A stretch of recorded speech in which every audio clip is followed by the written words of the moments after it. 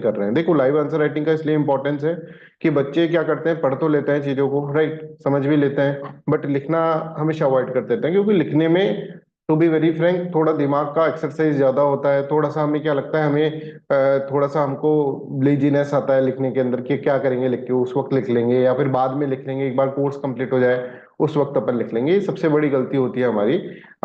Student के perspective से देखो तो सबसे बड़ी गलती यही होती है कि वो ज्यादा क्वेश्चन सॉल्व नहीं करता है, राइट। तो हमारा जैसे कोर्स है तो इसके अंदर हम आपको फोर्स करेंगे स्टार्टिंग के अंदर कि आपको किसी तरह से आंसर लिखना है, इसीलिए लाइव क्लास के अंदर आंसर राइटिंग यहाँ पर कराई जा रही है, राइट। कोर्स करने के बाद फिर आपको खुद को मजा आने लग जाएगा थोड़े दिनों बाद, राइट। जैसे हम आपसे अगर मान लो 10-20 क्वेश्चन ऐसे लिखवा लेंगे तो आपको खुद को मजा आने लग जाएगा, कुछ टेस्ट हम आपसे कंडक्ट करवा लेंगे, ठीक है, तो आपको खुद को अच्छा लगने लग जाएगा कि हाँ चलो कोई भी टॉपिक पकड़ा उसके ऊपर आंसर आप लिखने लग जाएंगे, ठीक है। दिस इज वेरी ट्रू कि एक बार आप आंसर राइटिंग स्टार्ट कर दिए, आपके पेन चलने लग गए, ठीक है, आराम से आप हर क्वेश्चन के ऊपर आंसर लिखने के काबिल बन जाएंगे, राइट। फिर आपको बस कंटेंट चाहिए होगा, फिर आंसर आपके आप अपने आप लिख देंगे, राइट। तो कुछ स्टूडेंट्स ऐसे होंगे जो पहली बार आंसर राइटिंग इसके अंदर लिख रहे होंगे, राइट, आंसर राइटिंग करेंगे, तो अभी आप एक बार लिखो, है ना, उसके बाद फिर मैं आपको बताऊंगा, क्योंकि पहले मैं आपको बता दूंगा कैसे आंसर राइटिंग हमको करनी चाहिए, तो that is not the right approach. एक बार आप लिखोगे, गलती करोगे, उसके बाद मैं आपको उस गलती को सुधारूंगा, तो ये बेस्ट अप्रोच है, ठीक है। तो जस्ट राइट दिस आंसर, ये क्वेश्चन है आपके सामने। ये क्वेश्चन है आपके सामने। If instead of insisting on the rights everyone does his duties, question को आप पहले लिखो, है ना, इस क्वेश्चन को एक बार आप लिखो। 300 वर्ड्स के अंदर लिखना है, 15 मार्क्स का क्वेश्चन है। अब जब आप इस क्वेश्चन को लिखोगे ना, तो जब भी आप लिख रहे हो ना, तो आप हमेशा क्या करना, बार बार में देखना कि आपके क्वेश्चन के हिसाब से आप आंसर लिख रहे हैं कि नहीं लिख रहे हैं। कई बार ऐसा होता है कि हम क्वेश्चन के हिसाब से आंसर नहीं लिख पाते, हम ऐसे ही आंसर लिख देते हैं, राइट, फिर पता चलता है अरे यार क्वेश्चन के रेलिवेंस में तो कुछ था ही नहीं इसके अंदर, राइट। तो क्वेश्चन एक बार लिख लो आप सभी। महात्मा गांधी का एक स्टेटमेंट है, और एक बार इस स्टेटमेंट को अपन पढ़ेंगे। If instead of insisting on rights everybody does his duty there will be immediately be rule of order established among the mankind. Mahatma Gandhi का स्टेटमेंट है ये। Bring out what this statement means to you in the present context. देखो इसके अंदर question को ढंग से पढ़ना, bring out what this statement, ये स्टेटमेंट क्या आप इस स्टेटमेंट से समझते हैं, प्रेजेंट कॉन्टेक्स्ट के अंदर आपको इसके अंदर लिखना है। तो एक दो बातें और मैं आपको बता रहा हूं कि जैसे हमने कुछ आपको पढ़ाया है, हमने कुछ जनरल डायमेंशंस के अंदर आपको पढ़ाया है, तो ऐसा नहीं कि बस उसमें से ही आंसर लिखना है, उसको आपको यूज करना है, हो सकता है वो यूज भी नहीं आए, तो आपको फिर अपने हिसाब से आंसर लिखना है। अभी आप देखना प्रेजेंट कॉन्टेक्स्ट में क्या चल रहा है, और उसके बेसिस पे इसके अंदर किसी तरह से आप इस क्वेश्चन के अंदर उसको डालने की कोशिश करना, ठीक है। ऐसा नहीं कि जो एग्जाम्पल हमने बताया वो ही आपको लिखना है, रटना कुछ भी नहीं है, वो हमने आपका सिर्फ कॉन्सेप्ट डेवलप करने के लिए एग्जाम्पल बताए थे, वो भी आप यूज कर सकते हो, पर अपना खुद का विवेक इस्तेमाल करके। अपना प्रेजेंट कॉन्टेक्स्ट यहाँ पे लिख दिया, तो प्रेजेंट कॉन्टेक्स्ट के अंदर जो चल रहा है उसके बेसिस पे आपको लिखना होगा, राइट। चलिए स्टार्ट राइटिंग द आंसर, जिसका कंप्लीट हो जाए वो मुझे यहाँ पर भेज देगा व्हाट्सएप ग्रुप पर, then I will check the answer.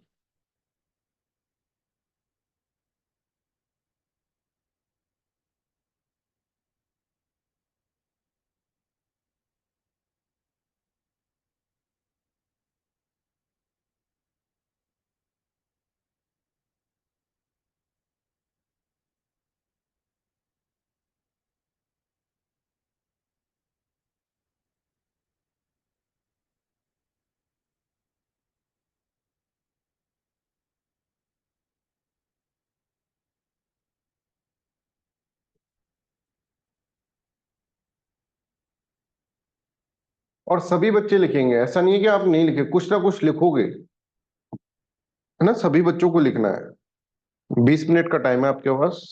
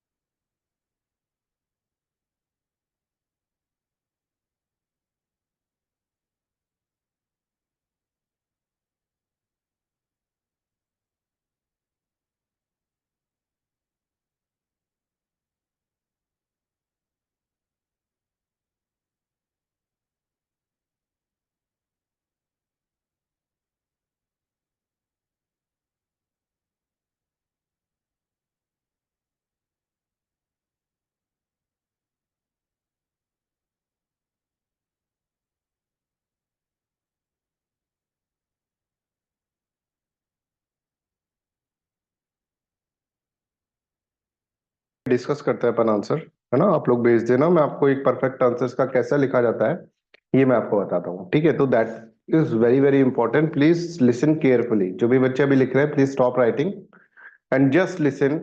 जो भी मैं आपको बता रहा हूँ बहुत इंपॉर्टेंट बता रहा हूँ, आपके लिए बहुत ही ज्यादा काम आने वाला है ये सब चीजें, राइट। क्वेश्चन क्या है ये सबसे पहले हमको देखना होता है कि क्वेश्चन के अंदर पूछा क्या गया है। अगर आप क्वेश्चन को 100% समझ चुके हैं तो आपका काफी चीजें आपकी यहाँ पर क्लियर हो जाएंगी, राइट। का मतलब लिखने का अप्रोच आपका क्लियर हो जाएगा। फिर आपको बस ये देखना है कि आपके पास कंटेंट है, ठीक है। दैट इज वेरी इंपॉर्टेंट, है ना। सिर्फ नहीं है, बहुत इंपॉर्टेंट है कंटेंट होना। और दूसरा इंपॉर्टेंट चीज ये देखना है कि आपको उसको किस तरह से उस कंटेंट को परफेक्टली इसके अंदर लिखना है, राइट। देखो आमतौर पे जो क्वेश्चंस में गलती कर देते हैं बच्चे वो ये करते हैं कि हमने जो पढ़ा है ना वो सारा का सारा उतार के आ जाता है, ठीक है। उससे रिलेटेड आसपास इधर उधर का कुछ भी पढ़ाओ, उससे हम पूरा का पूरा उसको उतार कर हमको आना है किसी भी तरह, राइट। चाहे वो क्वेश्चन के रेस्पेक्ट में रेलिवेंस हो चाहे ना हो, इट डजेंट मैटर, ठीक है। कि क्वेश्चन हम देखते ही नहीं है, क्वेश्चन के रेस्पेक्ट में रेलिवेंस है कि हमको ये दिखे डिओन्टोलॉजी लिखना है तो डिओन्टोलॉजी को हम लिखते जाते हैं, राइट। उसके बारे में लिखते जाएंगे, है ना। जैसे इसके अंदर नथिंग वाज देयर कि भाई महात्मा गांधी और सुभाष चंद्र बोस की अप्रोच यहाँ पर लेकर आनी हो, ठीक है। वो कोई मैटर ही नहीं था इसके अंदर, ठीक है। ये पूछा गया था, जैसे जैसे आपने लिखा अश्विनी आपके लिए बोल रहे हैं, तो यहाँ पर ऐसे पूछा गया है कि if instead of insisting on the rights everybody और everyone does his duty there will be immediately be rule of order establish among the mankind, ठीक है। देखो इंट्रोडक्शन लिखने का सबसे इंपॉर्टेंट और सबसे अच्छा मेथड क्या है, राइट, ये समझो। Introduction, when you are writing the introduction, मतलब आप इंट्रोडक्शन का मतलब क्या है, आप इंट्रोडक्शन के अंदर दो चीजें कर, राइट। ध्यान से सुनिएगा, इंट्रोडक्शन का मतलब टू इंट्रोड्यूस समथिंग। आप इस इंट्रोडक्शन के अंदर एक तो अपना क्वेश्चन को इंट्रोड्यूस कर रहे हैं, राइट। क्वेश्चन को इंट्रोड्यूस कर ही रहे हैं, ठीक है। कि क्वेश्चन में क्या लिखा हुआ है, मतलब आपके इंट्रोडक्शन को पढ़कर कोई क्वेश्चन पे पहुंच सकता है, ऐसा आपको कुछ लिखना है कि आपका इंट्रोडक्शन पढ़े और इंट्रोडक्शन पढ़ के बोल दे यार ये इंट्रोडक्शन तो इस क्वेश्चन का होगा। इसके ऊपर क्वेश्चन अगर आपको, जैसे मैं आपको रिवर्स एक्सरसाइज कराऊं, तो क्या आप अपने अपने इंट्रोडक्शंस को पढ़ो, क्या आप अपने अपने इंट्रोडक्शन को पढ़कर ये समझ पा रहे हैं कि गांधी जी का एक स्टेटमेंट यूज करा गया है और उसको हमको एक्सप्लेन करना है ना। गांधी जी का एक स्टेटमेंट कि अभी जैसे दो कॉपी आई मेरे पास तो कहीं पे भी गांधी जी तो थे ही नहीं इंट्रोडक्शन के अंदर, राइट। तो हमें जो लिखना है वो आपने लिखा जैसे rights and duties are complementary, पहली लाइन दोनों की सेम है, राइट। पर आप देखिए ऐसे लिख दे बाय अबोव स्टेटमेंट, हमको क्वेश्चन के रेलेवेंस में लिखना है ना, ये जो क्वेश्चन है उसके रेलेवेंस में लिखना है। तो हम अगर इसकी चीज को ऐसे लिख दे by above statement Gandhi ji means that rights and duty are complementary, तो हमको उस इंट्रोडक्शन में ये पता जाएगा कि हाँ गांधी जी का कोई क्वेश्चन है, गांधी जी का कोई स्टेटमेंट है ना। तो पहली लाइन आपका right and duties are complementary, that is very correct, ठीक है, बहुत करेक्ट लाइन है। पर हमको अकॉर्डिंग टू क्वेश्चन लिखना है। अगर यहाँ पर महात्मा गांधी के बारे में लिखा है तो कहीं ना कहीं इंट्रोडक्शन में महात्मा गांधी तो आना चाहिए, ठीक है। इंट्रोडक्शन पहला जो मैंने आपको बताया इंट्रोडक्शन वो ये है कि क्वेश्चन को आपको इंट्रोड्यूस कराना है, that is the first and prime most important thing, ठीक। क्वेश्चन को किसी तरह आपको इंट्रोड्यूस कराना है। दूसरा, इंट्रोडक्शन के अंदर कुछ ऐसा भी लिखो जिससे ये पता चले कि आने वाली बॉडी के अंदर आपको उसकी झलक मिलने वाली है। वो जो इंट्रोडक्शन आपने लिखा है वो एक तरह से एक्सप्लेनेशन उसका आपको बॉडी पार्ट में मिलेगा, इस तरह का आपको इंट्रोडक्शन लिखना होगा। मतलब इंट्रोडक्शन का मतलब क्या है, आप एक तरह से अपने आंसर को भी अपने बॉडी पार्ट को भी इंट्रोड्यूस करा रहे हो। क्वेश्चन को तो आप इंट्रोड्यूस करा ही रहे हो, आप अपने बॉडी पार्ट को भी इंट्रोड्यूस करा रहे हो कि देखना अब हम ऐसी चीज लिखेंगे बॉडी पार्ट में कि इससे इंट्रोडक्शन जो हमने लिखा है ना वो एक्सप्लेन हो जाएगा। समझ में आ रहा है? That should be a perfect introduction.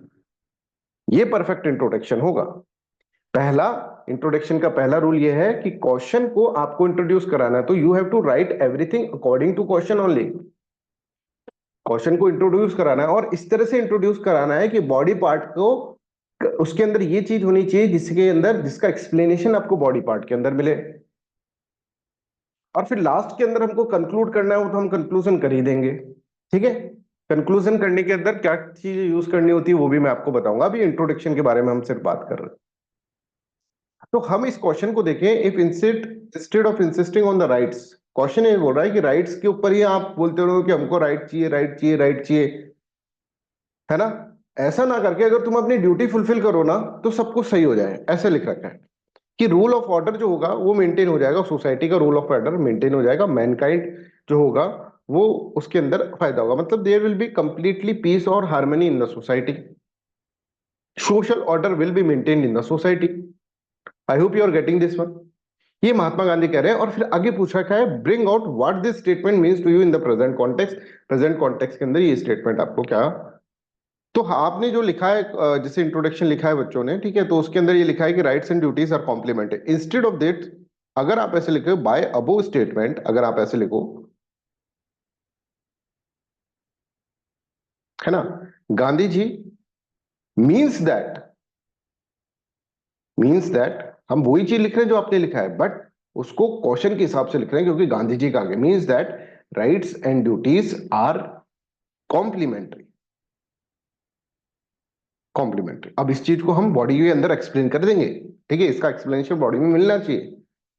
फिर आगे ऐसे लिखो, क्योंकि क्वेश्चन के अंदर मतलब लिखा हुआ है कि भाई सोशल ऑर्डर, है ना, इस तरह की दिक्कत, तो आप ऐसे लिखेंगे इफ वी फोकस, और इसमें लिख रखा है कि सिर्फ और सिर्फ हम राइट्स पे फोकस करते हैं, ठीक है, ड्यूटीज पे अगर फोकस करें तो उसी चीज को लिख रहे हैं कि इफ वी फोकस, अगर हम ऐसे लिखें इसको, if we focus on our duties, ऐसा आप लिख सकते हैं कि अगर हम अपने ड्यूटीज पे फोकस करें, without expectation, without expectation, without any expectation,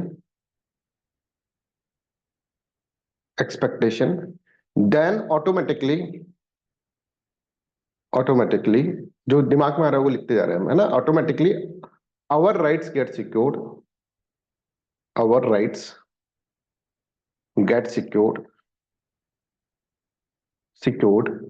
and social order will be maintained, social order will be maintained in the society,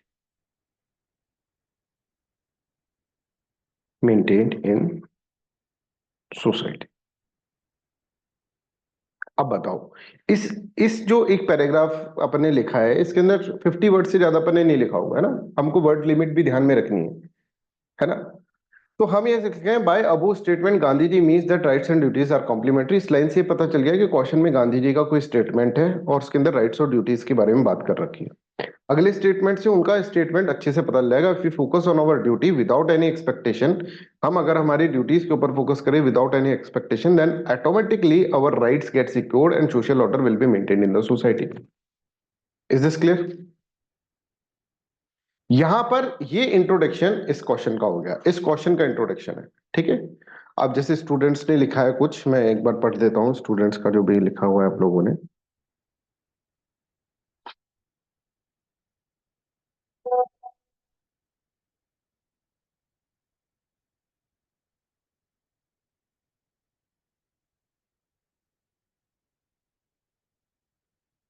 जैसे rights and duties are complementary to each other in a democratic country like India. Everyone has their rights to express their opinion, but it is also their duty to not interference others right। ठीक है, इस तरह से बोला है। पर यहाँ पर कहीं पे अपन ने महात्मा गांधी के बारे में लिखा, मतलब सही है स्टेटमेंट, बट अपन ने ये चीज और ये चीज भी नहीं लिखा कि अगर हम राइट्स के ऊपर ही फोकस, क्योंकि स्टेटमेंट जो है ना उसके ऊपर अपन को देखना है। अपन को ये नहीं देखना कि अगर हम अपनी ड्यूटी को फुलफिल करेंगे तो दूसरे के राइट्स, अगर ड्यूटी को फुलफिल नहीं कर दूसरे राइट को इंटरफेरेंस हो जाएगा, वो चीज नहीं पूछी गई। क्वेश्चन के अंदर ये पूछा गया कि आपको ड्यूटी के ऊपर फोकस करना है।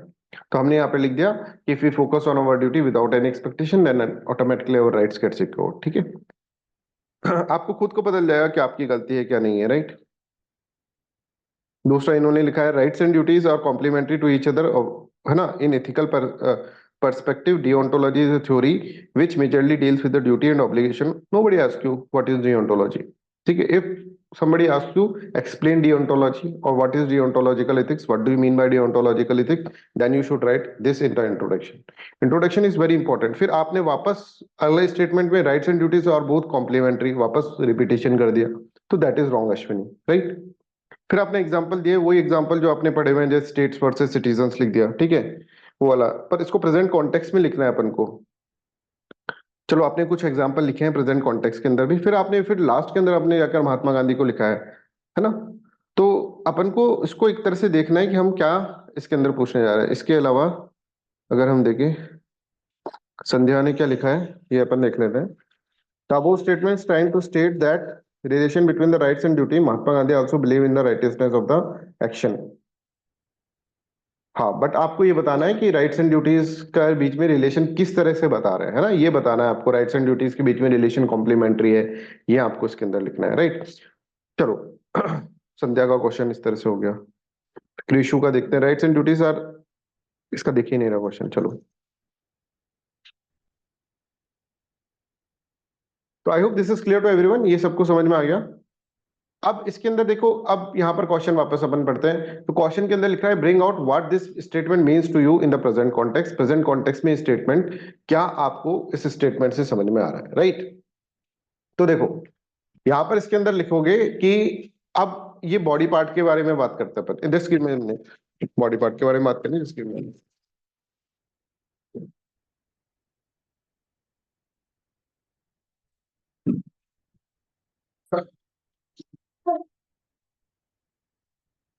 तो इंट्रोडक्शन हमको कैसे लिखना है? इंट्रोडक्शन में हमको इंट्रोड्यूस करना है क्वेश्चन को, और क्या हम लिखेंगे आंसर के अंदर, बॉडी पार्ट के अंदर उसको एक तरह से इंट्रोड्यूस अपन को करना है, राइट। चलो, अब बॉडी पार्ट अपन किस तरह से लिखते हैं, देखो। अब हमको इसके अंदर ये बोलना है कि सबको प्रायोरिटाइज करना चाहिए, किसको? ड्यूटी को, ठीक है, अबोव द राइट्स, ठीक है। अगर ऐसे करेंगे तो हमारे राइट्स भी बचे रहेंगे, ठीक है, और राइट्स दूसरों के भी बचे रहेंगे, जिससे कि सोसाइटी के अंदर एक सोशल ऑर्डर। अगर मान लो मेरे राइट भी बच गए, तुम्हारे राइट भी बच गए, तो हम आपस में लड़ेंगे क्यों? सुनना है, मैंने आपको पढ़ाया और आपने अच्छे से पढ़ लिया, तो आपको मैं भी नहीं लड़ूंगा आपसे, आप भी मेरे से नहीं लड़ोगे कि सर ने बहुत अच्छा पढ़ाया। मैं भी आपसे नहीं लड़ूंगा, इन्होंने टाइमली फीस दे दी और इन्होंने अच्छे से मेरा रेस्पेक्ट भी करा है, जो मैंने बोला है वो आप कराए, और हो सकता है अपने एग्जाम भी क्लियर कर लिया, तो मैं भी आपसे नहीं लड़ूंगा। तो कहने का मतलब यह है कि इफ एवरीवन, ऐसे लिख सकते हैं आप बॉडी पार्ट के अंदर, इफ एवरीवन, क्योंकि उस चीज को आपको एक्सप्लेन करना है, ऊपर वाली चीज को। Start prioritizing, prioritizing their duties over rights, है ना, ये लिखना है अपन को, their duties over rights, then, या फिर कॉमा लगा दो उसके अंदर, हाँ देन लिख दो, then they can not only secure their rights, है ना, then they can not only secure their rights,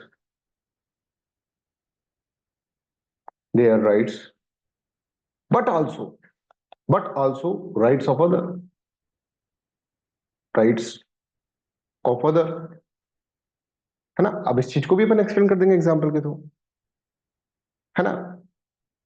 और फिर if everyone's rights get secured, then it will leads to the harmonious and ordered society, ठीक है। if everyone's rights get secure, right, get secure in society,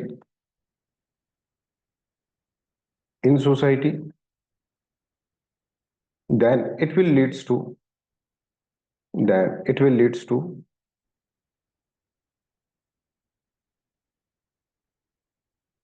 a harmonious and orderly society, harmonious and ordered society। यही तो हमारा question में बोला था, यही बोला था ना, अगर आप सिर्फ ड्यूटी के ऊपर, राइट्स के ऊपर फोकस ना करें, तो सोसाइटी के अंदर ऑर्डर मेंटेन हो जाएगा। तो देखो, if everyone start prioritizing their duty over the right, then they can not only secure their right but also rights of other, and if everyone's rights get secure in the society, एक society जिसके अंदर सबके right secured है, भाई आपके भी right secured, तो मैं काहे लड़ूंगा, then it will lead to harmonious and ordered society. I hope this is clear to everyone. अब इसको एग्जांपल दे दो, फॉर एग्जांपल, अभी अपन प्रेजेंट कॉन्टेक्स्ट की बात करेंगे, बट अपन पहले इस चीज को समझा दे, है ना, फिर प्रेजेंट कॉन्टेक्स्ट हुआ। फॉर एग्जांपल, अब आप किसी का भी एग्जांपल लिख सकते हो, मान लो टीचर स्टूडेंट का लिख दो, जैसे कि आप डॉक्टर और उसका लिख दो पेशेंट का। तो अगर हम टीचर स्टूडेंट का लिखे, if a teacher performs his duty, perform his duties, his rights to receive good fees good fees and respect from the students, and respect from a student get secured, will be secured, will be secured.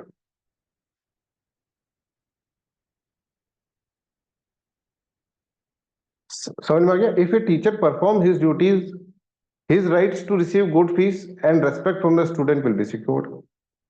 उसी चीज को हमको explain करना है, ethics के अंदर example से हमको एक्सप्लेन करना होता है. आगे लिखो, सिमिलरली अगर मान लो students right to receive a quality education will also be secured. ठीक है, एंड आगे लिख दो, एंड स्टूडेंट्स राइट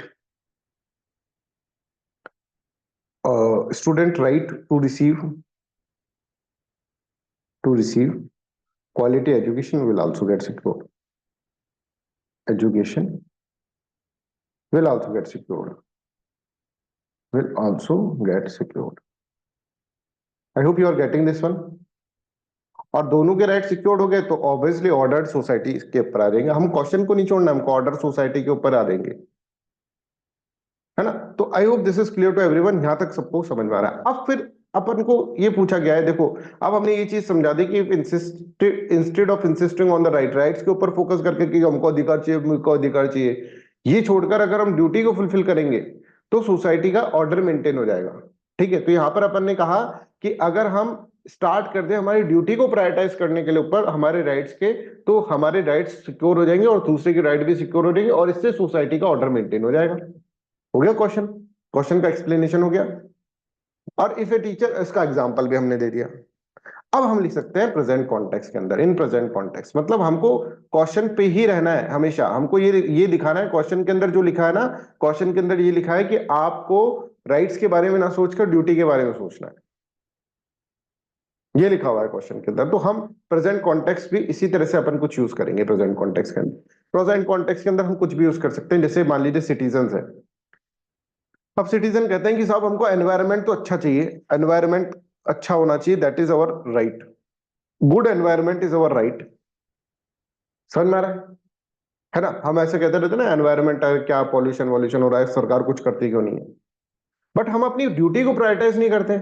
अगर हम मान लो एनवायरनमेंट की केयर करें, हम ज्यादा पॉल्यूशन ना करें, हम एनर्जी को कंजर्व करने लग जाएं, हम सस्टेनेबल प्रोसेस यूज करें, हम वेस्ट को कम करने लग जाएं, तो हमारा एनवायरनमेंट अपने आप बच जाएगा, हमारे राइट्स अपने आप सिक्योर हो जाएंगे. समझ में आ रहा है? इसी तरह से हम कहते रहते हैं, कोई भी चीज उठाकर देख लो, गवर्नमेंट को क्रिटिसाइज करते हैं जब हम, जैसे करप्शन को हम बोलते हैं कि corruption is very much there in the society. हमारा राइट है कि हमको एक करप्शन फ्री एडमिनिस्ट्रेशन मिले, हमारे अधिकार है ना? प्रेजेंट टाइम के अंदर करप्शन का हो गया. प्रेजेंट कॉन्टेक्स्ट के अंदर सिटीजन को चाहिए कि सिटीजन चाहते हैं कि हमको एक करप्शन फ्री एडमिनिस्ट्रेशन मिले. बट हमारी भी तो कुछ ड्यूटी है. हम जब जाते हैं ऑफिस के अंदर, अगर करप्शन होता है तो हम उसको एक्सेप्ट कर लेते हैं. हमारी ड्यूटी है कि अगर हम ये करने लग जाएं कि भाई हम देखो रिपोर्ट करने लग जाएं करप्शन की प्रैक्टिसेस को, उसके अगेंस्ट में खड़े हो जाएं. ठीक है, हम करप्शन के, तो करप्शन खत्म हो सकता है पर हम तो उसको एक्सेप्ट करके बैठे हैं. तो हमारी ड्यूटी हम फुलफिल कर नहीं रहे और हमको राइट चाहिए करप्शन फ्री एडमिनिस्ट्रेशन का. सिमिलरली यहां पर ही अगर हम देखें, अगर पब्लिक ऑफिशियल्स भी अपने क्या करें, अपना ड्यूटी को अच्छे से परफॉर्म करें. ड्यूटी क्या परफॉर्म करना है कि भाई स्टूडेंट बोल रहा हूं मैं, सिटीजन्स को सर्व करना है विद अकाउंटेबिलिटी ट्रांसपेरेंसी. अगर उससे सर्व करने लग जाए तो क्या होगा? तो ये होगा कि भाई पूरे सिस्टम के अंदर एक ऑर्डर मेंटेन हो जाएगा. Peace, harmony, order will maintain the society. वापस क्वेश्चन पर आ गया मैं. समझ में आ रहा है? तो रूल ऑफ लॉ प्रमोट हो जाएगा. तो ये 2-3 एग्जाम्पल आपको इसके अंदर लिखने होंगे. कैसे लिखने मैं भी आपको बता देता हूं. क्या ये बात आपको समझ में आ रही है ना? किसी को कोई डाउट है तो please ask. Anybody has any kind of doubt, please ask.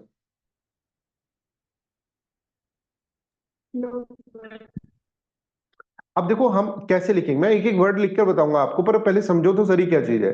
Introduction में हमने लिखा by above statement Gandhi ji means that. यहां पर गांधी जी को लिया है हम. Rights and duties are complementary. If we focus on our duty without any expectation then automatically our rights get secured. And अगर राइट सिक्योर हो जाएगा हमारा तो क्या हो जाएगा? Our rights get secured and others rights also. ऐसे लिख देंगे, then everybody right get secured, ऐसे लिख दो तो ज्यादा अच्छा है. ठीक है, and social order will be maintained in the society.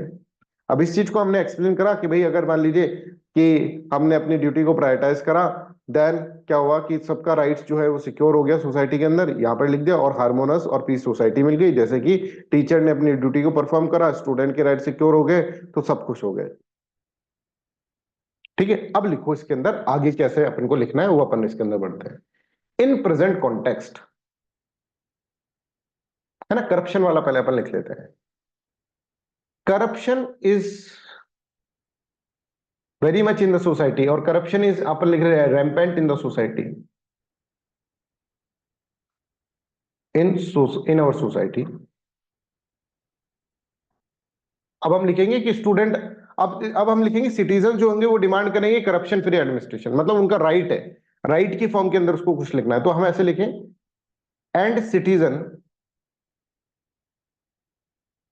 Offence demand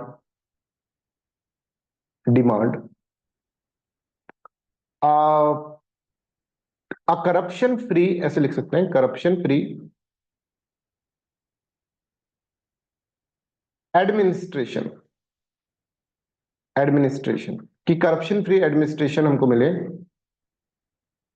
as their rights, क्योंकि राइट्स के ऊपर फोकस करना है, as their rights,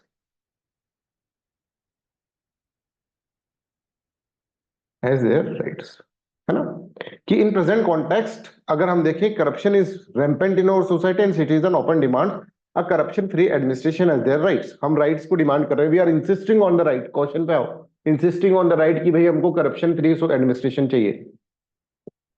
but if citizens, अब देखो अपन अगर वो सिटीजन की भी तो कुछ ड्यूटी है ना भाई, आप सरकार से मांगते रहोगे, सिटीजन्स की भी कुछ ड्यूटी है, देखो, but if citizens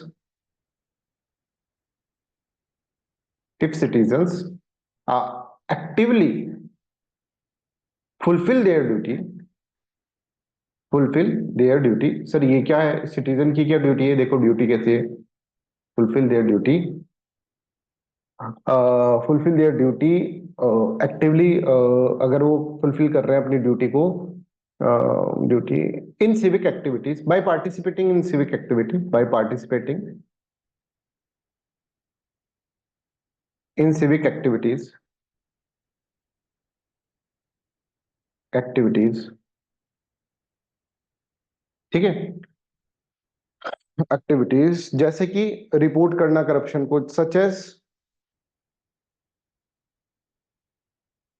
reporting corruption, reporting, है ना, corruption, corruption activities, corruption, corrupt practices, ऐसे लिख दो, करप्ट प्रैक्टिसेस, रिपोर्ट कर रहे हैं करप्ट प्रैक्टिसेस, ठीक है, एंड डिमांड फॉर जस्टिस और advocating justice, advocating justice, then corruption can be reduce significantly, है ना, आगे लिख लें, then corruption can be reduce significantly, लिखिए देते हैं, corruption can be reduced significantly,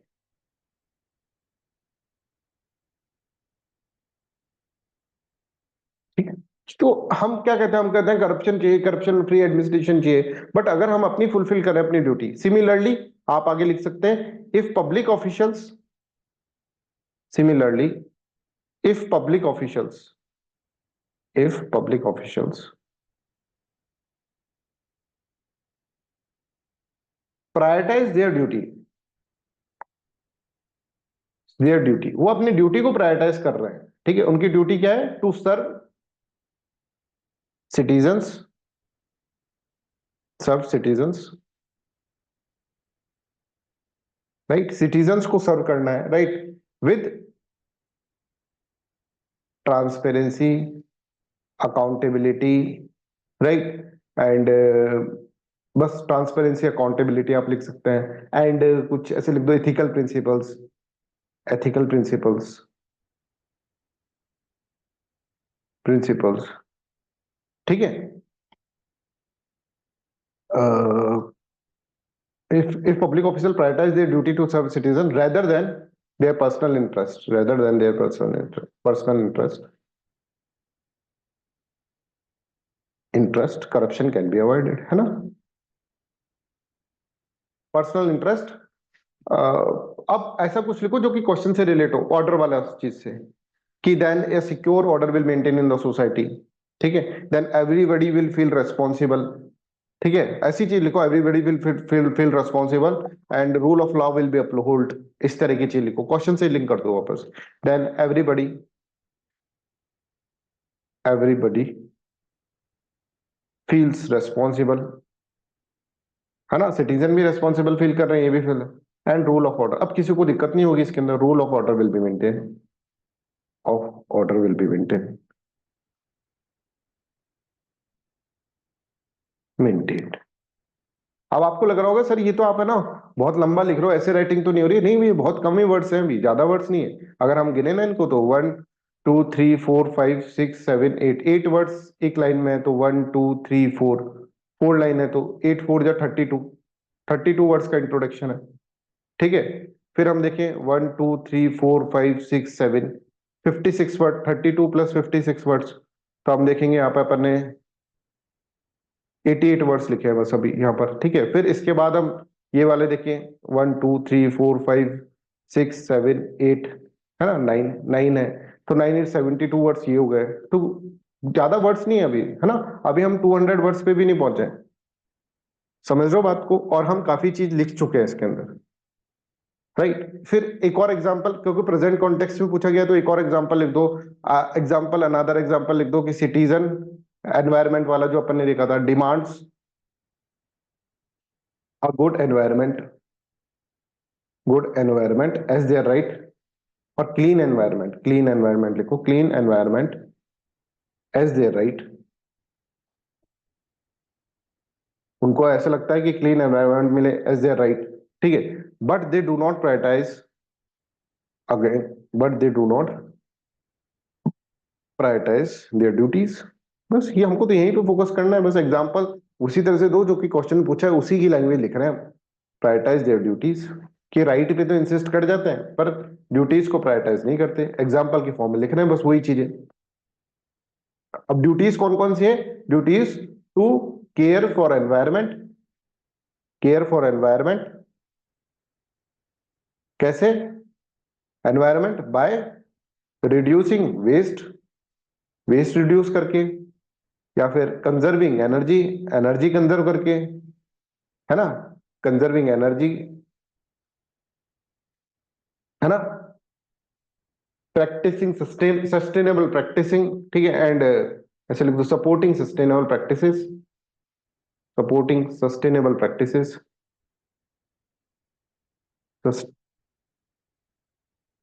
sustainable practices, ठीक है। ये अपन ने लिख दिया कि भाई ये देखो इस तरह से होता है, ठीक है, ये एक और एग्जांपल लिख दिया। फिर लास्ट में अपन को अब कंक्लूड करना है कि कंक्लूड कैसे करें, ये हो गया, I hope this is clear to everyone, यहां तक सबको समझ में आ गया, तो ये बॉडी पार्ट हमने लिख दिया, अब ये बॉडी पार्ट हो गया, अब अपन को कंक्लूड करना होगा भाई, है ना।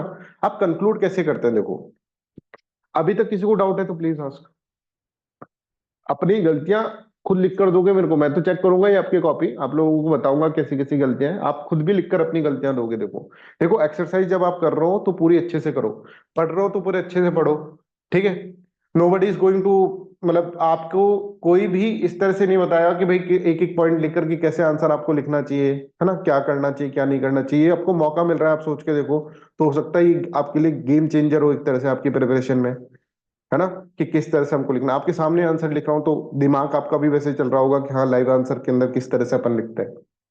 अब हमको कंक्लूड करना है, अब कंक्लूजन कैसे करना होता है, देखो कंक्लूजन एथिकल डायमेंशन में हमको करना होगा, एथिकल डायमेंशन में अगर हमारे पास कुछ कॉन्स्टिट्यूशनल डायमेंशन है तो अपन को वो लिख सकते हैं, है ना, एथिक्स के पेपर के अंदर, क्योंकि हमारा कॉन्स्टिट्यूशन बड़ा एथिकल है, अगर आप पढ़ोगे ना कॉन्स्टिट्यूशन के अंदर तो काफी वीकर सेक्शन ऑफ सोसाइटी के बारे में बात करी गई है, राइट्स के बारे में बात करी गई, ड्यूटीज के बारे में बात करी गई, डीपीएसपी के बारे में, इन सब के बारे में बातें करी गई है ना, काफी अच्छा हमारा कॉन्स्टिट्यूशन है, फिलोसफिकल कॉन्स्टिट्यूशन है, कोई ऑटोक्रेसी नाम की चीज नहीं है, डेमोक्रेटिक कॉन्स्टिट्यूशन हमारा है, तो हमारे कॉन्स्टिट्यूशन से हमको कंक्लूजन का कुछ मिल रहा है तो हम लिखें, यहाँ पे तो साफ साफ मिल रहा है, यहाँ पे हमको साफ साफ मिल रहा है कि हमारा जो फंडामेंटल राइट्स हैं, तो फंडामेंटल राइट्स के साथ साथ हमारे पास अगर हम देखें तो फंडामेंटल राइट्स के साथ कुछ रेस्ट्रिक्शंस भी दे रखी है, दैट इज ड्यूटीज। पर इसके अंदर पॉलिटी मत घुसा देना कि आर्टिकल 19 ये कहता है, फिर उसके अंदर आर्टिकल 19(1)(a ये कहता है, ये सब चीजें रख देना। पॉलिटी का पेपर नहीं है ये। आपको जनरल डायमेंशन के अंदर लिखना है कि कॉन्स्टिट्यूशन के अंदर कुछ फंडामेंटल राइट्स दे रखे हैं, तो उसके अंदर रेस्ट्रिक्शन की फॉर्म के अंदर कुछ ड्यूटीज भी दे रखी है।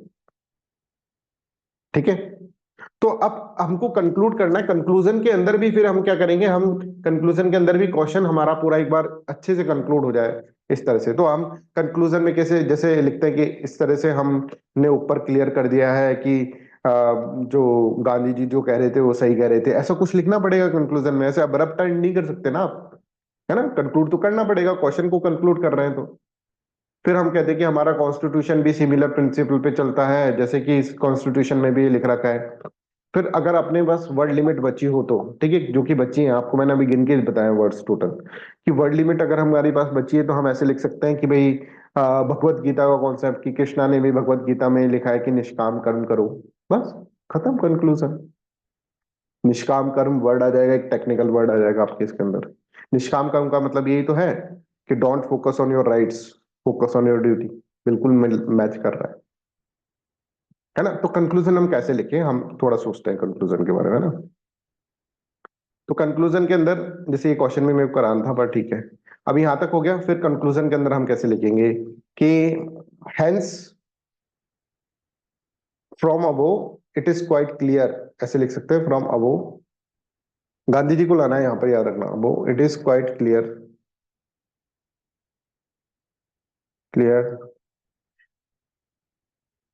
दैट बाय फॉलोइंग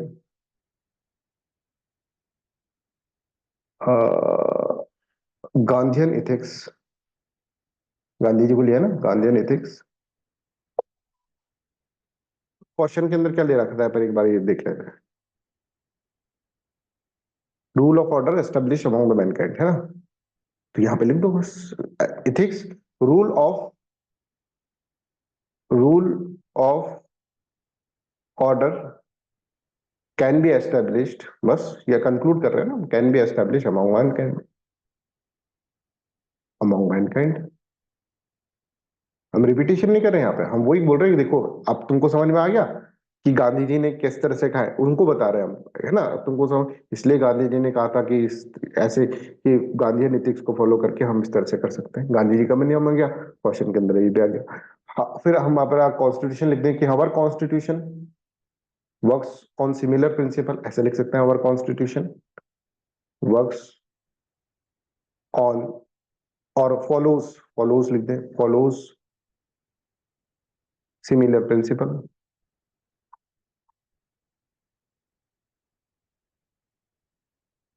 ठीक है, comma it provide us fundamental rights, provide us with fundamental rights, fundamental rights. But along with that, but along with that, with that, sorry, with that, um, there are certain restrictions in form of duty that need to be followed. है ना, that there are certain restriction in form of duties that need to follow, to be followed for a. अब last के अंदर एक word से देखो, वापस से अपन क्वेश्चन क्वेश्चन पे चले गए। Followed for a ordered society. ये हमारा पूरा का पूरा आंसर इस तरह से होगा। ठीक है, समझ में आया। देखो, पहला आंसर होगा आप लोगों का, बट आपको है ना, एक चीज है कि भाई आंसर लिखने से पहले मैंने सोचा है उसके ऊपर। ठीक है, तो आपको पहले सोच लेना है कि हमको इस आंसर को किस तरह से लेकर जाना होगा। हमें ये देखना होगा कि कोई भी स्टेटमेंट के अंदर अगर मान लीजिए आ जाए गांधी जी वांधी जी कुछ आ जाए, तो उसको तो लेकर आना ही है ना। और उसको लेना है, हमको लिखना वही है जैसे हमने यहाँ बाय वो स्टेटमेंट गांधी जी लिख दिया बस मैंने। Means that rights and duties are complementary, if we focus our duties without any expectation then automatically our rights get secured and social order will be maintain in the society. पूरा का पूरा question यहाँ पर आ गया। अब present context तो मैंने इसलिए नहीं लिखा क्योंकि प्रेजेंट कॉन्टेक्स्ट का तो एग्जांपल देके नीचे बताना ही है, पर ये जो पूरे स्टेटमेंट है वो आ गया ना इसके अंदर एक तरह से, दूसरी लैंग्वेज में हमने लिख दिया इसको। और फिर हमने लिखा if everyone start prioritizing their duties over the rights, तो राइट सिक्योर हो जाएंगे। दे can not only secure their rights, ठीक है, only secure their rights but also rights of the other. और अगर सबके राइट्स सिक्योर तो ऑर्डर सोसाइटी हो गई। जैसे टीचर ने टीचर वाला एग्जांपल दे दिया अपन एक लाइन के अंदर, देखो एक लाइन के अंदर इसके अंदर लिख दिया and students rights of quality education will also get secure. Present context के अंदर corruption is rampant in our society, तो सिटीजन कहते हैं कि करप्शन फ्री एडमिनिस्ट्रेशन चाहिए हमको as a right. But if citizen actively fulfil their duties, पहले अगर वो फुलफिल कर ले अपनी ड्यूटीज, जैसे बहुत सारी चीजें दे रखी कि सीबीआई में चल जाओ उसके अंदर कंप्लेन कर दो, सीबीसी में कर दो, लोकपाल में कंप्लेन कर दो, इतनी सारी दे तो रखे, करना कुछ नहीं है बस राइट्स चाहिए, तो करप्शन रिड्यूस हो सकता है। इसी तरह से पब्लिक ऑफिशियल अगर प्रायोरिटाइज करें देयर ड्यूटीज कि उनकी ड्यूटी है to serve the citizens rather than personal interest, everybody feels responsible, rule of law maintain हो जाएगा फिर। I hope you are getting this one, ठीक है।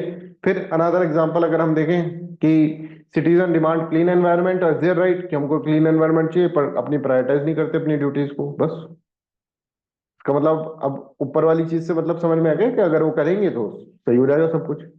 Has from above it is quite clear, ऊपर हमने जो भी करी है बात करी उससे क्वाइट क्लियर है दैट गांधीयन एथिक्स अगर हम फॉलो करेंगे तो रूल ऑफ ऑर्डर मेंटेन होगा मैनकाइंड का। जो क्वेश्चन लिखा हुआ है हमारा कॉन्स्टिट्यूशन में सिमिलर प्रिंसिपल बताया, फंडामेंटल राइट्स दे रखे हैं तो फंडामेंटल ड्यूटीज भी दे रखी है that need to be followed for an ordered society. I hope this is clear. तो देखो मेरा कहने का मतलब ये है बच्चों, आपको सिर्फ और सिर्फ पढ़ना नहीं है ना, कोई जल्दी नहीं है, हमें बहुत जल्दी हो रही है कि भाई हमको नया बैच स्टार्ट करना है दूसरा ही करना है, नहीं वो कुछ भी नहीं है, मेरी साइड से तो कुछ भी नहीं होगा, बट आपकी साइड से फुल एफर्ट्स आपको लगाने हैं। थोड़ा भी ऐसे कमजोर नहीं होना, मैं अपना पूरा टाइम दे रहा हूँ तो आपको भी अपना पूरा टाइम देना है, ध्यान रखना ये चीज। आपको भी फोकस्ड होकर स्टडी करनी है कि आपको भी कहना है कि भाई सर अगर हमारे ऊपर मेहनत करें तो हमको भी मेहनत करनी है। अब हम आज ही आंसर लिखे हैं, अब आप अभी क्या करना, अभी क्लास ओवर कर रहे हैं, अभी क्लास ओवर कर रहे हैं बट इस क्वेश्चन को आप लोग वापस लिखो, अभी लिखो और 15 मिनट के अंदर लिखने की कोशिश करो, समझ में आ रहा है, और 15 मिनट के अंदर लिखने की कंक्लूड करने की कोशिश करो और फिर वापस मेरे को भेजो। Yes Vidhi want to ask something please. अच्छा अब किसी को कुछ डाउट है तो प्लीज आस्क। यस सर, जैसे अपन GS1 GS2 के आंसर्स पॉइंट फॉर्म में लिखते हैं, एथिक्स में भी लिखा जाता है क्या? बिल्कुल लिखा जा सकता है, एथिक्स में भी लिख सकते हैं, बिल्कुल इसको भी अपन पॉइंट फॉर्म में लिख सकते हैं, है ना, कोई सर, दिक्कत। इसे पॉइंट फॉर्म में कैसे एड्रेस करेंगे, आप कुछ आइडिया दे सकते हैं? हाँ इसको ऐसे लिख सकते हैं, देखो पॉइंट फॉर्म्स कुछ ऐसा नहीं होता कि पॉइंट फॉर्म के अंदर अपन को कुछ अलग लिखना है, आप बस उसको एक स्ट्रक्चर अच्छा अपने इसको इसको इस तरह से दे दिया। देखो जैसे आप इसको इस तरह से लिख सकते हो, everyone starts prioritising their duties, इस तरह से एक पॉइंट इस तरह से बना दिया है ना, ये आपने लिख दिया, ठीक है। फॉर एग्जांपल इस एग्जांपल को एक पॉइंट फॉर्म के अंदर बना दिया, इस तरह से लिख दिया। फिर दूसरा एग्जांपल लिया तो ये अब पैराग्राफ चेंज होगा इसके अंदर, तो पैराग्राफ चेंज हुआ तो यहाँ पर आपने इन प्रेजेंट कॉन्टेक्स्ट ये सब चीजें लिख दी इसके अंदर। फिर इन present context if you talk about present context, फिर आपने यहाँ पर लेकर एक पॉइंट लिख दिया इस तरह से, फिर इसके अंदर ये सब पॉइंट इसके अंदर इस तरह से लगा दिया, पॉइंट फॉर्म में लिख दो उसको, कोई दिक्कत नहीं है, राइट। जैसे ये क्वेश्चन जो है फिर अपने क्या करा, फिर इसके अंदर ये वाला जो चीज था इसको सेकेंड एग्जाम्पल दे दिया, उसको फर्स्ट पॉइंट दे दिया, मान लो इसको फर्स्ट पॉइंट दिया करप्शन वाले को, इसको सेकेंड पॉइंट दे दिया, ठीक है। इस तरह से आप लिख सकते हो, थोड़ा फॉर्मेटिंग के अंदर अच्छा दिखने में अच्छा हो जाता है। एग्जामिनर के लिए क्या होता है, एग्जामिनर के लिए it is very easy to check, पर कंक्लूजन और इंट्रोडक्शन कभी पॉइंट्स में मतलब, ठीक है। बॉडी पार्ट में आपको पॉइंट्स भी लिख सकते हो, जीएस किसी भी जीएस पेपर के अंदर introduction and conclusion should be in this one, मतलब should be in paragraph form. और ये मैं सिर्फ आपको इन पेपर्स के जीएस पेपर के लिए बता रहा हूँ, कुछ आर्ट्स के सब्जेक्ट होते हैं जैसे फिलोसफी, तो उसमें अवॉइड करते हैं कि पॉइंट्स के अंदर आंसर ना लिखें, ठीक है। ये सिर्फ और सिर्फ जीएस के अंदर बता रहा हूँ विधि। के साथ। Okay, anybody ask want to ask anything? Please देखो, जैसे आपका पहला आंसर था तो आपको कोई भी चीज दिमाग में आ रही है या आपको लग रहा है कि हमने ऐसा लिख दिया सर, हमको ऐसा लिखना चाहिए था, ये कुछ भी हो सकता है, वो डिस्कस कर लो।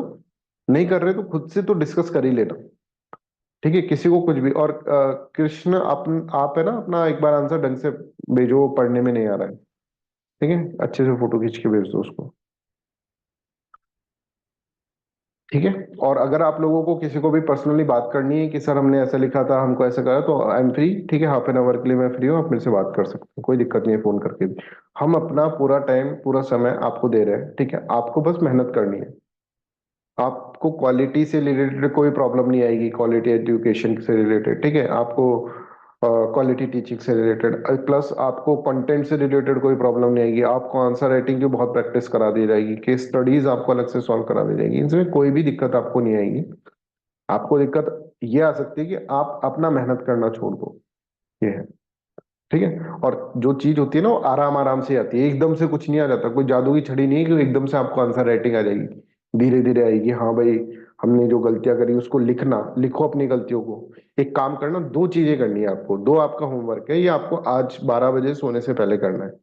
एक तो टाइमर लगा के 15 मिनट में ये क्वेश्चन वापस लिखोगे, सभी बच्चे मेरे को भेजोगे, सभी जो भी बच्चे हैं यहाँ पर प्रेजेंट है, अश्वनी, ईशा, किशन, संध्या, विधि। ठीक है, ये आप सभी लोग इसको 15 मिनट के अंदर लिखकर मेरे को भेजोगे। दूसरा ये लिखना कि आपने क्या क्या गलती करी, क्या अपनी तरफ से आपको क्या क्या गलती लगती है, ये आप इसके अंदर बताएंगे। ठीक है, चलो, that's all for today's class. आज इतना ही रखते हैं। एक क्वेश्चन को अच्छे से अपन सॉल्व कर लिए, मतलब कि आने वाले क्वेश्चंस को अपन अच्छे से कर पाएंगे, राइट?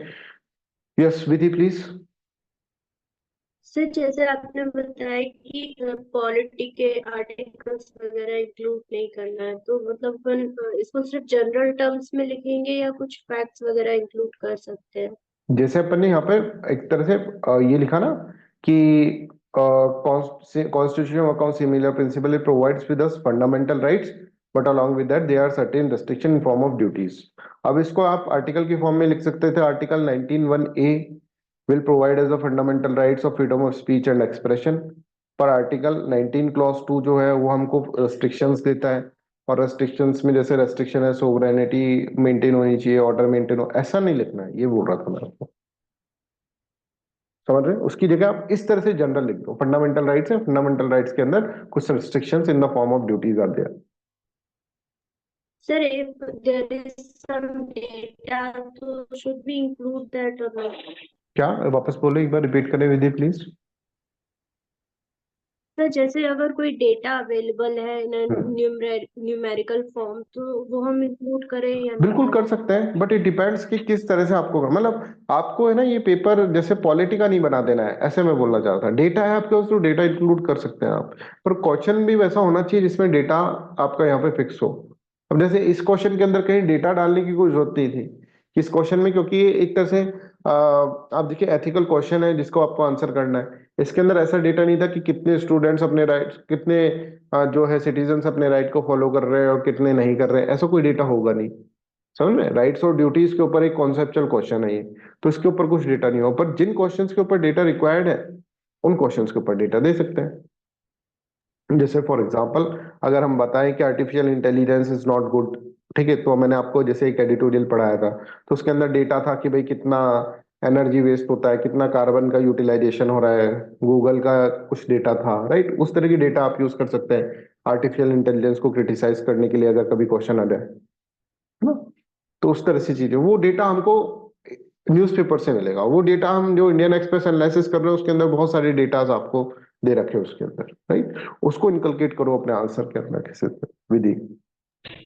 सर जैसे आपने अभी आर्टिफिशियल इंटेलिजेंस का बताया, तो इसमें प्रेजेंट कॉन्टेक्स्ट में यूज कर सकते हैं आर्टिफिशियल इंटेलिजेंस का एग्जांपल, जैसे अपन राइट्स और ड्यूटीज एनवायरमेंट के कर फॉर्म रहे में, हैं। राइट्स यस और सर। ड्यूटीज इस क्वेश्चन में क्या, विधि? यस सर, जैसे कि हम राइट टू प्राइवेसी डिमांड करते हैं, इंटरनेट की रीच डिमांड करते हैं, बट ओवर यूज करते हैं, मोबाइल फोन्स दो दो तीन तीन रखते हैं, तो उस तरह से अगर हम यूज कर सके। नहीं, वो फिर है ना, थोड़ा सा अलग हो जाएगा, मतलब इतना, मतलब परफेक्टली मैच नहीं कर पाएगा इससे। है Okay, ना, इस sir. क्वेश्चन से इतना परफेक्टली मैच नहीं कर पाएगा।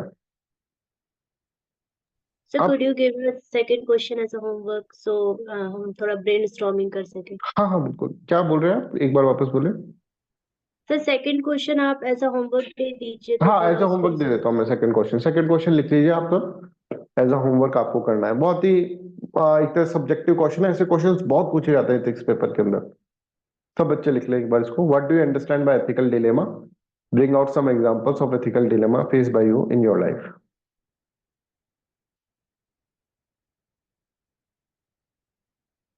हाँ, तो फर्स्ट क्वेश्चन आप लोग सॉल्व करें प्लीज वापस से। मैं आपको सेकंड क्वेश्चन इसलिए नहीं करा रहा क्योंकि मैं एक साथ आपको बम्बार्ड नहीं करना। कोई नई चीज सीख रहे हैं आप, तो एक बार आपके दिमाग के अंदर वो चीज बैठनी चाहिए, तभी जाकर आप कोई दूसरी चीज और समझ पाएंगे।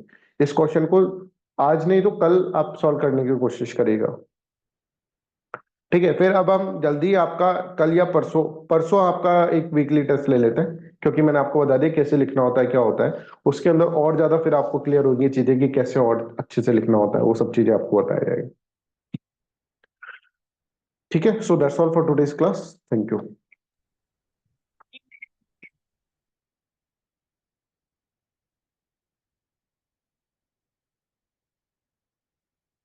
हेलो एवरीवन, कैसी लग रही है आपको ये video series? I hope you are finding it very interesting.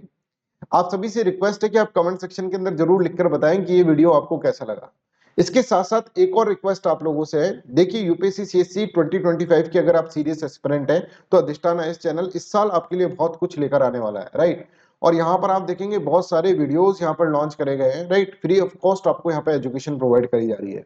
आप यहाँ पर देख सकते हैं एथिक्स के भी बहुत सारे वीडियोस पड़े हैं, ठीक है। अब आप देखेंगे इसके अंदर तो इंडियन एक्सप्रेस एनालिसिस आपका डेली का चल रहा है, एनसीईआरटीज की सीरीज भी चल रही है जिसके अंदर हम 6 से लेकर 12th क्लास के एनसीईआरटी कंप्लीट करवा रहे हैं। और ये सब चीजें आपको जो मिलेंगी, ठीक है, अधिष्ठान आईएएस के टेलीग्राम ग्रुप पे यहाँ पर लिंक आपको मिल जाएगा। तो डिस्क्रिप्शन में जाओ जल्दी से, और अधिष्ठान आईएएस का टेलीग्राम ग्रुप का लिंक दे रखा है, उसको ज्वाइन करो। That is going to be very very helpful for you in your entire preparation.